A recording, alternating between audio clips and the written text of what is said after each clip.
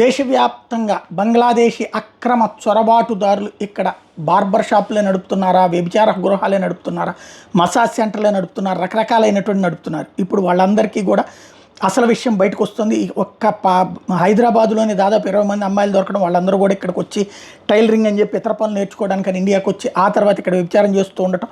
అలాగే అనేక మంది అటు పాకిస్తాన్ వైపు నుంచి వచ్చారా, లేకపోతే బంగ్లాదేశ్ వైపు నుండి వచ్చారా, లేకపోతే కనుక బెంగాల్లోకి ఎలా అయితే చొరబడి వాళ్ళందరూ కూడా చేసినటువంటి దాష్టీకాలకు సంబంధించినటువంటి ముగింపు దశ ఇక ప్రారంభమైంది. అందులో ఓ పక్కన ఢిల్లీలో ఏరి పారేస్తున్నారు, మహారాష్ట్రలో ఏరి వెంటాడి అవతలకు తోస్తున్నారు, మధ్యప్రదేశ్, రాజస్థాన్, ఛత్తీస్గఢ్, ఉత్తరప్రదేశ్ ఇలా ఏ రాష్ట్రంలో చూసినా వేటాడుతుంటే ఎన్డీఏ కూటమి రాష్ట్రాల్లో కాకుండా ఐఎన్డీఏ కూటమి రాష్ట్రాల వైపు అడుగులు పెడుతున్నటువంటి వేళ అటు కూడా దాని మీద కూడా సీరియస్గా దృష్టి సారిస్తుంది కేంద్ర హోంశాఖ. బంగ్లాదేశ్ ఇమ్మిగ్రెంట్స్కి సంబంధించి ఒక ఇన్స్ట్రక్షన్స్ని అన్ని రాష్ట్రాలకి, అన్ని యూనియన్ టెరిటరీస్ అంటే కేంద్ర పాలిత ప్రాంతాలకు పంపించింది.